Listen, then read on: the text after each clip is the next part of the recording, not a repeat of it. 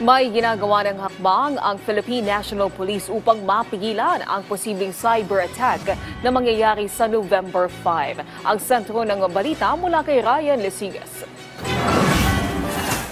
Pinagana na ng Philippine National Police o PNP ang kanilang cyber defense protocols at pagpapalakas ng koordinasyon sa national security partners kasunod ng ulat ng posibleng cyber attack sa November 5.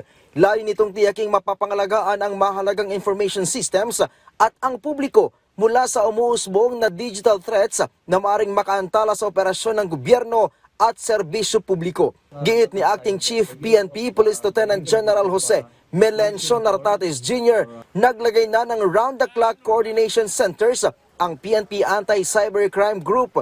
Katuwang dito ng PNP ang Department of Information and Communications Technology, National Intelligence Coordinating Agency at Armed Forces of the Philippine Cyber Group para masiguro ang pagpapatuloy ng mahalagang serbisyo publiko at pigilan ang anumang tangkang pananabutahi online. Bukod sa internal measures, nagdagdag din ng PNP ng cyber patrol at monitoring teams na inatasang bantayan ng online spaces para sa kahinahinalang galaw o coordinated disinformation.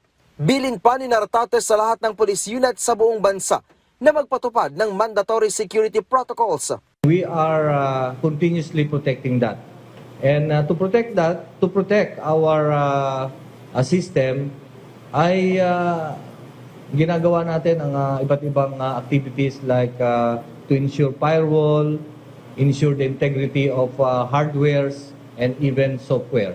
And even yung mga tao natin na gumagamit nitong mga system na to. Dagdag pa ng hepe ng pambansang pulisya, may direktiba man o wala, gumagawa na ito ng hakbang upang proteksyonan ang mga impormasyon at data na meron ito, lalo na sa logistics, firearms, at ang Internal Disciplinary Mechanism Information System o IDMIS. The PNP is in fact prepared to any possible cyber attack.